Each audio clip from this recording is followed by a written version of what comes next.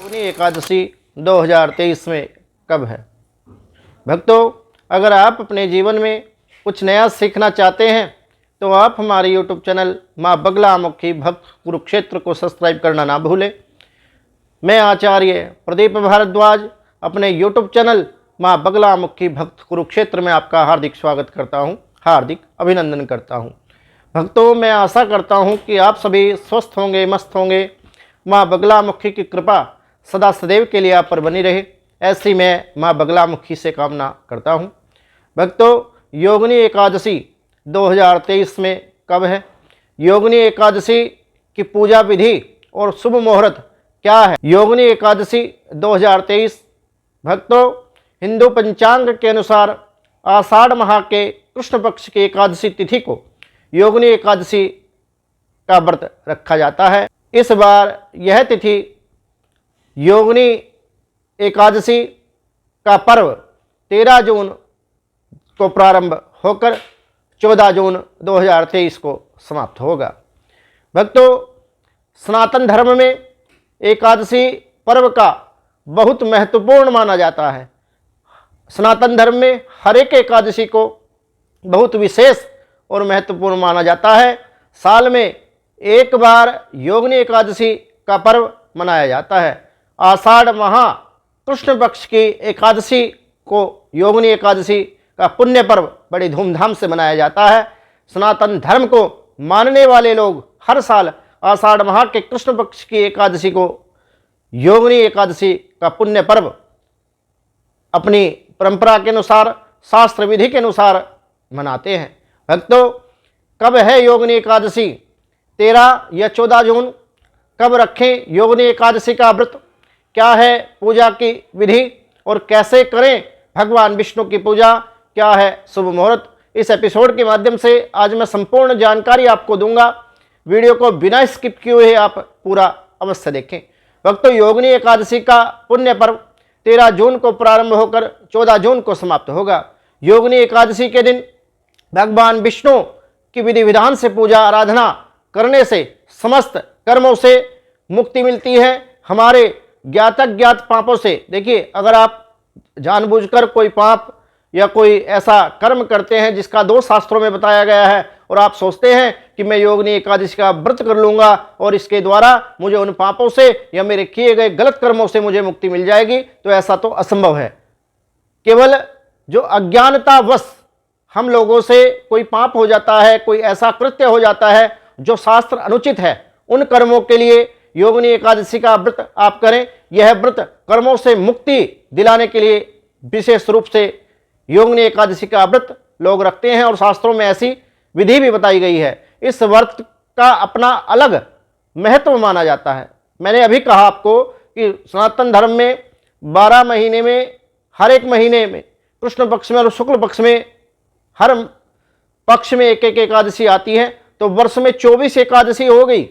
परंतु 24 एकादशी में जैसे पुत्रदा एकादशी का एक अलग महत्व है, उसी प्रकार से योगिनी एकादशी का भी एक पुण्य और विशेष महत्व हमारे शास्त्रों में बताया गया है।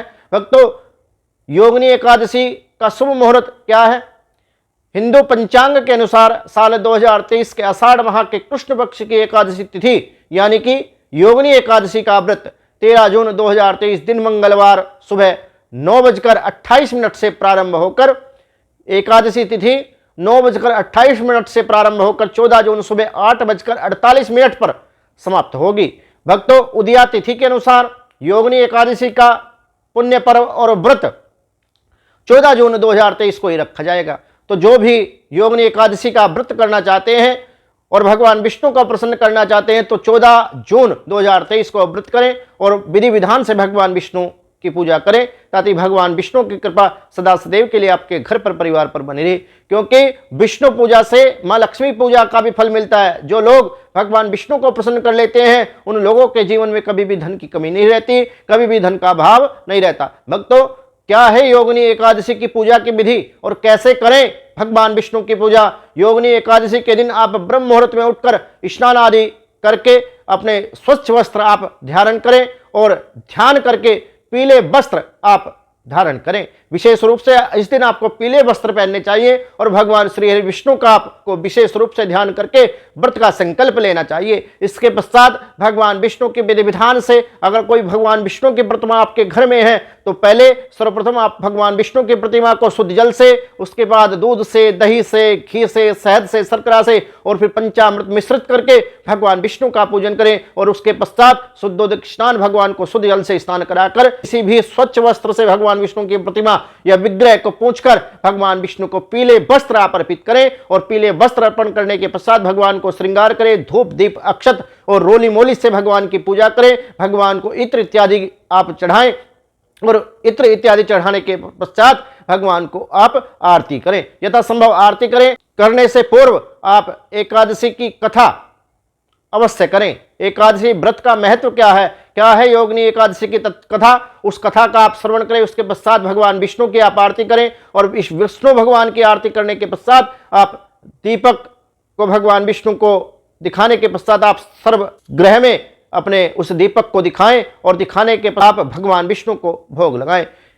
विधि विधान से भगवान विष्णु की आराधना करें। इसके साथ ही एकादशी व्रत की कथा भी आपको सुननी चाहिए। मैंने अभी आपको पूर्व में बताया कि एकादशी व्रत की कथा भी आपको सुननी चाहिए। उसके पश्चात विष्णु स्मरण पूरे दिन आप करते रहें। रात्रि में भी अगर संभव हो सके तो भगवान विष्णु का स्मरण इत्यादि करते रहें और पूजन की सभी सामग्री भगवान विष्णु को आप अर्पित करें।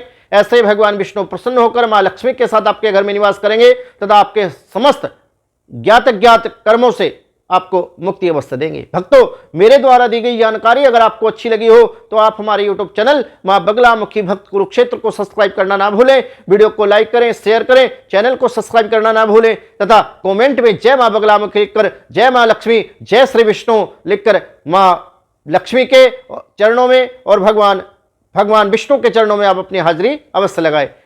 जय श्री विष्णु, जय मां लक्ष्मी।